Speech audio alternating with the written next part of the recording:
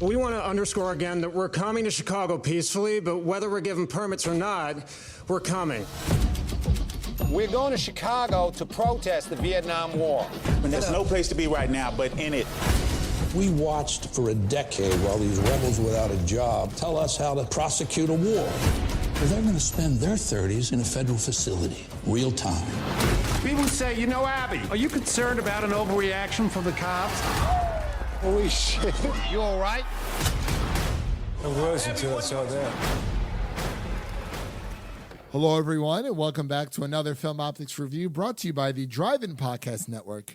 I'm your host, Christian, and today we're going to be reviewing the latest Netflix original movie, The Trial of the Chicago 7. And as always, I'm here joined by my good friend and my co-host, Devin. How are you doing, buddy? Doing good. How's your week, man? The events of this movie took place right in my backyard. Yeah, you've been right in the old town.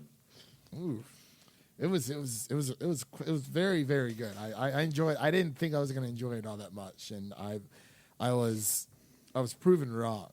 So you getting ready to join the PlayStation Nation? The big game. I guess so. The single player life, Devin. We're done with the multiplayer stuff. We don't do that anymore. Only when I'm very desperate and bored, I'll turn that thing on. Well, besides Spider-Man, you might as well go through the entire PS4 catalog. I mean, the games are super cheap, and Christmas is right around the corner, so they're going to be super cheap digitally as well. So I'm in no rush. I want you to at least play The Last of Us. That is my only It's a long request. one. It is not a long one. The first game's like, okay, well, going through it the first time, it might take 12, 13 hours. All right, that's not but bad. It's on like it is a very Isn't the second one super long? The second so the second one is longer than the first, but my first playthrough, it took me like 24 hours. But it was my first playthrough. So I didn't really know what was going on. I'm trying to pay attention to the story and kind of just taking I didn't, obviously there's a lot of twists and turns and stuff, but going through it again, like if I'm playing The Last of Us Remastered, I can beat that game in 8 hours because I know what to do. But first playthrough, I would say between 20 and 24 hours. It just depends on if you try to rush it or not. Well, as of right now, it's just a Spidey station. Gotta start somewhere. Yeah, that's true. That's true.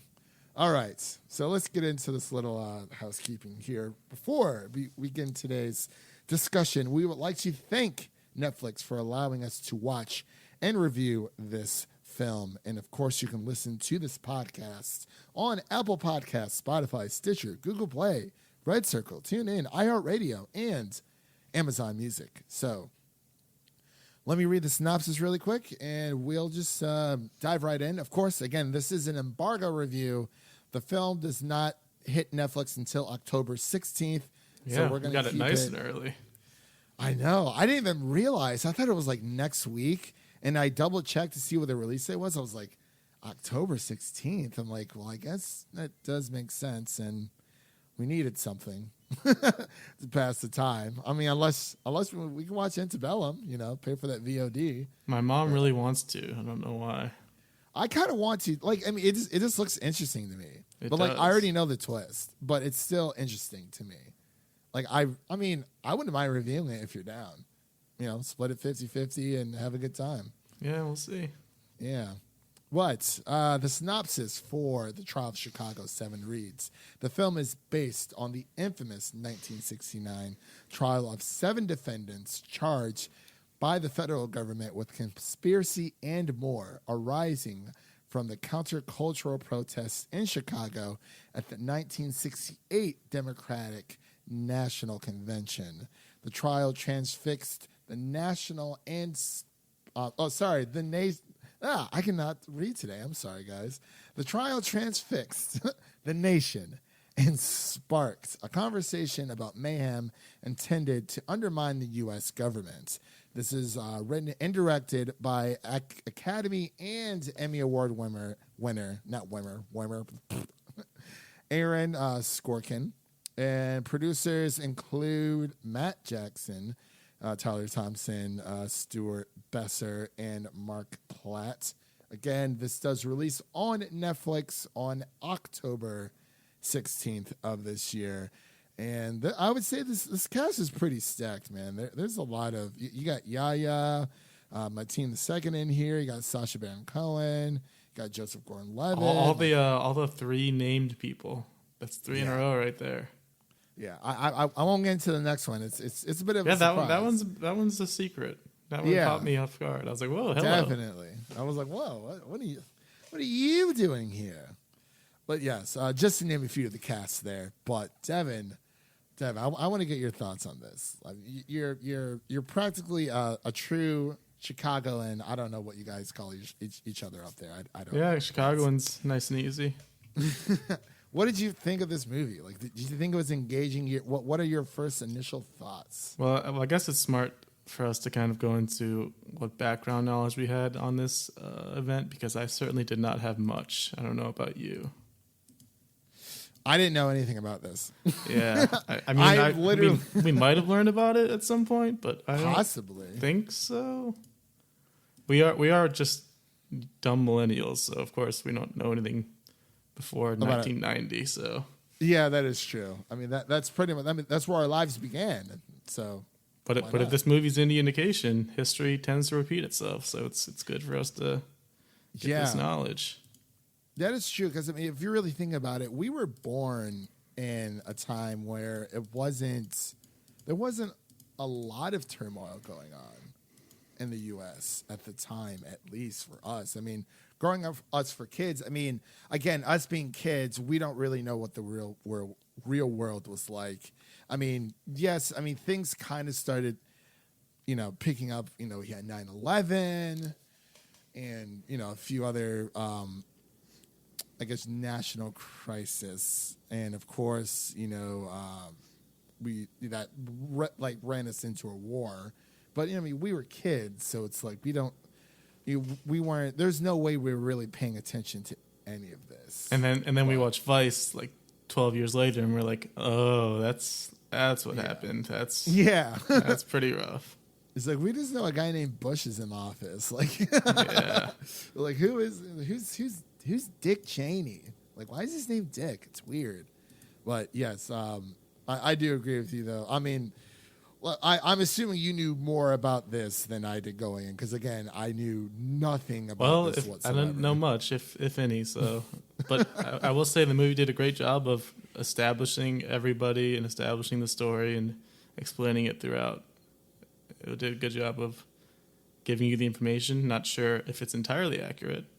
You have to ask someone who is an expert, but I feel like I came away and gained some knowledge. It's always good. Yeah, definitely. Because I mean, I love, for whatever reason, I love courtroom scenes in movies. It's just, and this movie is just a whole big courtroom scene. Yeah, like literally, it's where all the drama happens. I mean, it's just I mean, even when they were not in the courtroom, it was just continuous drama throughout the entire movie. Like, I felt very anxious, but in a good way. And I'm like, oh my gosh, what's going to happen next? That's Aaron Sorkin for you. He's the king.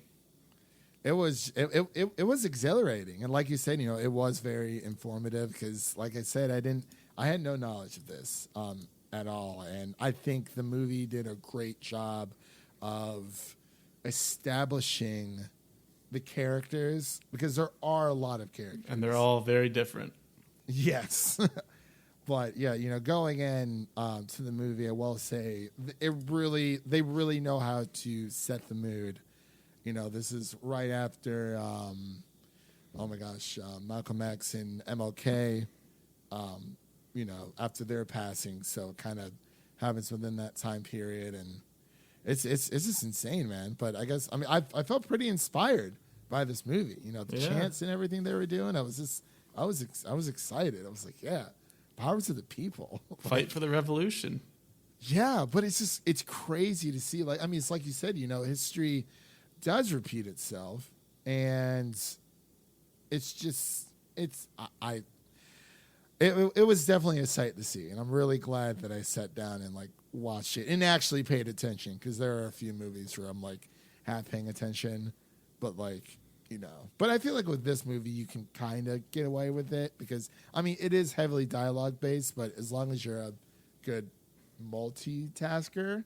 But I would definitely, me personally, I would say all eyes need to be glued onto the TV. Yeah, that's what makes Aaron Sorkin so good, because like you said, his movies are all so dialogue heavy, and it seems like the subject that they're on could be something that you would like kind of lose interest in at some point, but his writing is so like quick-witted and like sharp, it just keeps you paying attention the whole time, keeps you engaged. I totally agree. It's just one of those crazy movies where He's like the perfect director they ever could have gotten for this type of movie. Yeah, it really is. Well, I'm sorry, he really is. Sorry, Yeah. Sorry about that. I like spaced out there for a second. But I guess between the cast that we did, Oh, it's so stacked. mention, who was like your favorite? I guess, I mean, you know, definitely without getting the spoilers, just, you know, Sacha Baron Cohen killed it in this role. Him and Jeremy Strong, his partner in crime, they were so good. Yeah. They really were. I mean, I've always been a big Joseph Gordon-Levitt guy. I just love every movie that he's in. Like, Yeah, I don't know he what was it good is. too. He's just very, he's all, but yes, Sacha Baron Cohen, absolutely. There really wasn't a weak performance from what I saw. No, there was not. Oh my gosh, the guy who plays Newt Scamander, Eddie Redmayne. Eddie, yeah, he Redmayne. was one of my favorites as well. Yeah, but it was so weird to hear his voice in like an American accent again. Yeah, I don't even know what Brits. kind of accent that was. It was weird. It was just American. Like, I can't even say what type of American accent, but like it was so weird to hear him speak that way, because Apparently he he got into office in California, so maybe it was Californian. yeah, maybe. I mean, these Brits, man, I'm telling you, they can hide their accents so well, but like it's so hard the other way around. I swear. I don't know what it is. I feel like our accent is more relaxed, and theirs is a more punctual, but maybe, I don't know. There's actually a couple of fun facts I saw about casting. There is some trivia for this movie. Somehow. Do tell. Originally, the actor who was supposed to play Jerry Rubin, one of the hippies with the beard, that was supposed to be Seth Rogen originally. Really? I definitely can see that. Yeah, I could definitely see that too. And also, the actor originally meant to play Bobby Seale, the Black Panther member, was Jonathan Majors. See, I'm Jonathan Majors. He needs to be Green Lantern. I'm telling you.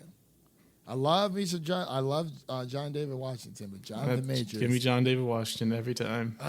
No, He's got the look. No, okay, yeah, he's got the look, but I'm like, Jonathan Majors, man.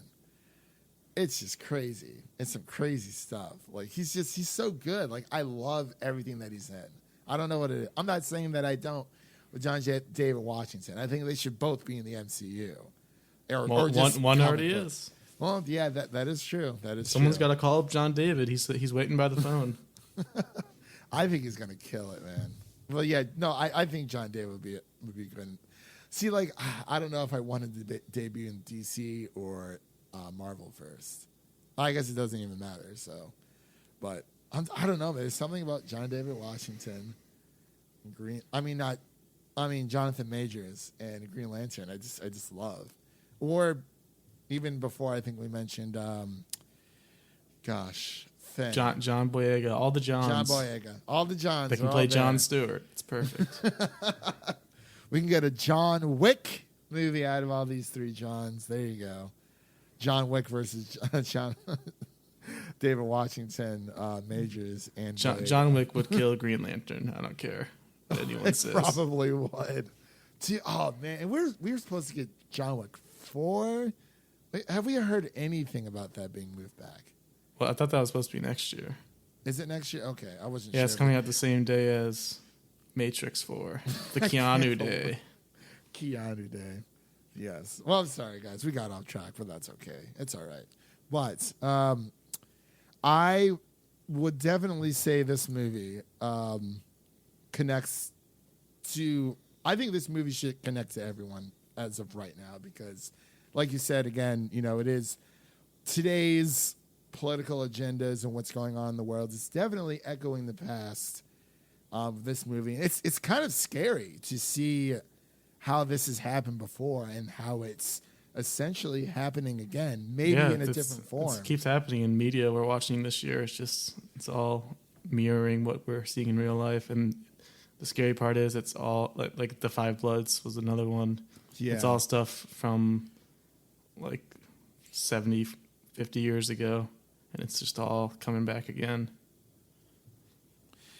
It is, yeah. Like, and the scary part is, yes, the fact that it is happening again, but like the fact that it's only been like 50, 60 years. Yeah. And like that's not a long time for like. It's actually kind of dangerous. It's like, okay, like we learned about this like 50 years ago, and it's happening again. That's not even like an entire person's like lifetime, and it's happening again.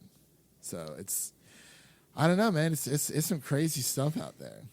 But would you watch this film again?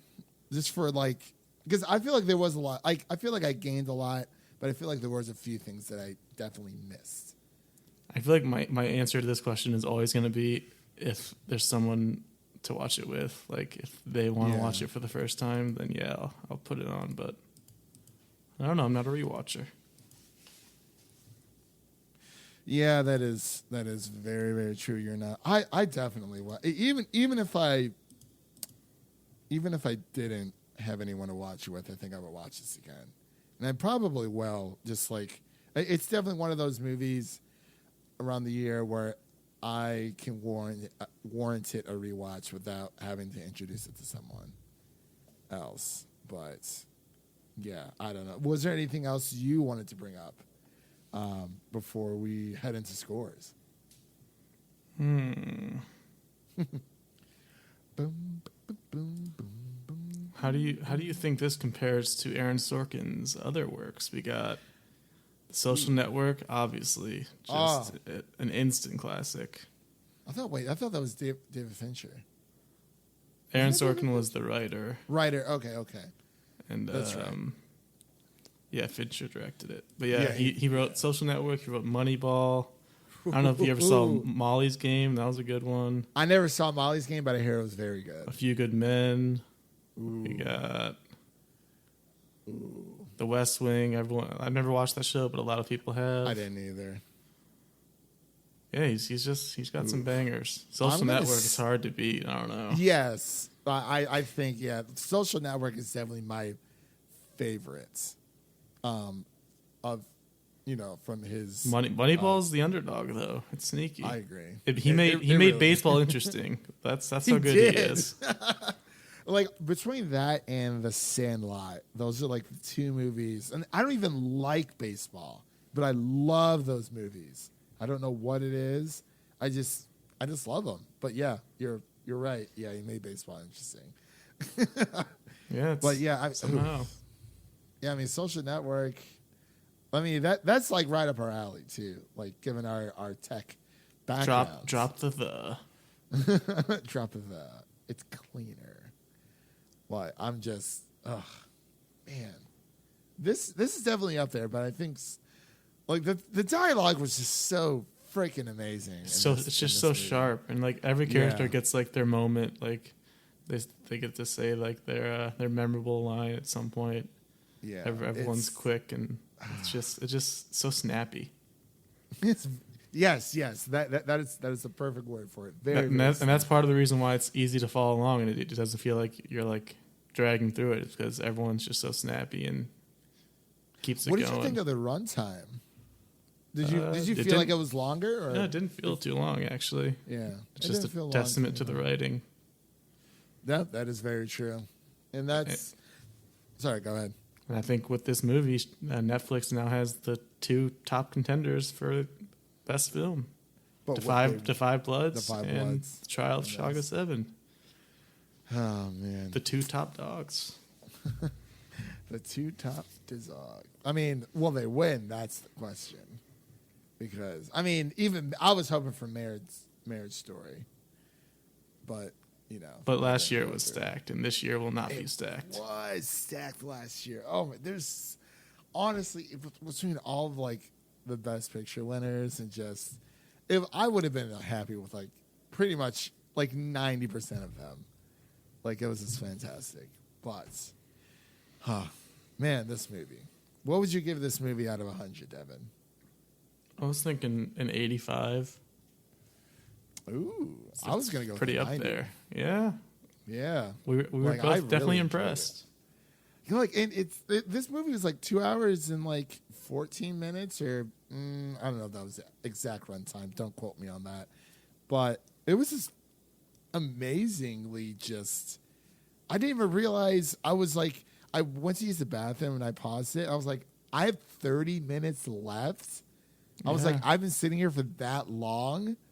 Didn't even cross my mind. I think actually the movie was so inspirational in a way. I might look up these people in real life, look up some stories and videos, especially Abby Hoffman, the Sacha Baron Cohen character. He seems so interesting. I agree, man. It's this movie was definitely probably one of my favorites of this year so far. Just it's up there for sure. But yes, so an 85 from Devin and a 95 from me, myself, and I. But I believe that wraps it up. That's going to conclude our Embargo review of the Trial of Chicago 7. Again, Devin, as always, thank you for coming on. And, we talking shop. We're just chugging along, pumping out content for all you wonderful, wonderful listeners out there. We love you all very, very much.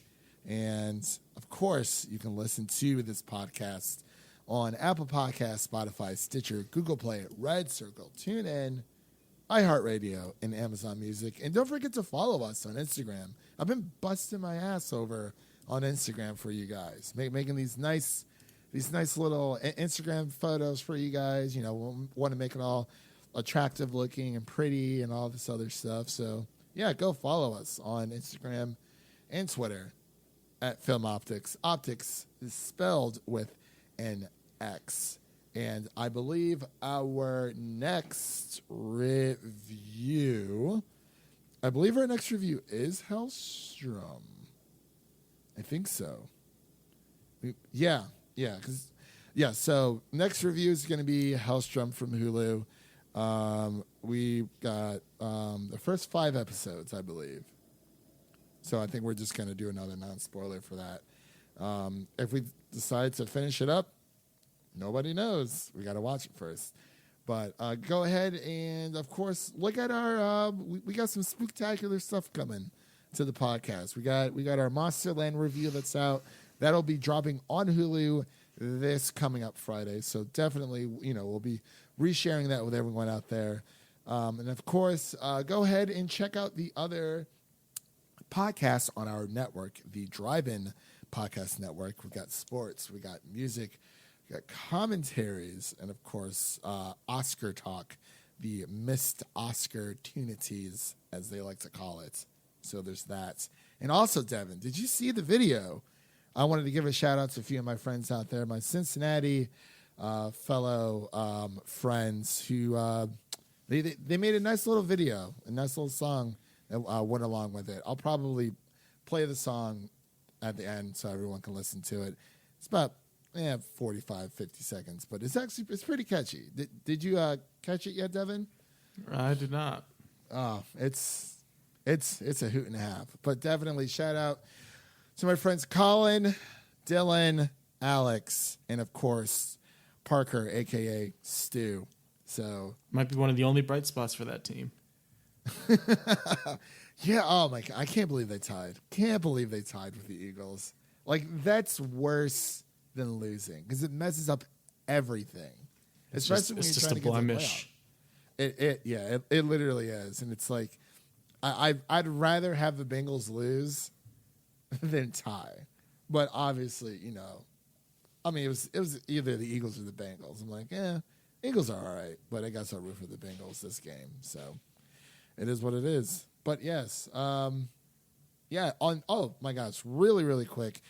Keep a lookout for our The Boys season 2 review that'll be coming out within the next 2 weeks because we only have 2 episodes left. And of course, same with Lovecraft Country. That's going to be within 2 to 3 weeks as well. So we got a lot of stuff coming out. So that was Devin. My name is Christian, and we will see you guys in the next one. Peace. And now the moment we've all been waiting for. Ladies and gentlemen, I present to you the Cincinnati Bengals. Hear that Bengal growling, mean and angry. Here he comes a prowling, lean and hungry. An offensive brute, run past the boot. And defensively he's rough, tough now. Cincinnati Bengals, that's the team we're gonna cheer to victory. Yeah. Touchdown Bengals, get some points up on the board and win again for Cincinnati. Gonna win for Cincinnati. Gonna win that game for you, baby. Gonna win that game for you, baby. Gonna win that game for you, baby. Gonna win that game for you, baby. Gonna win that game for you, baby.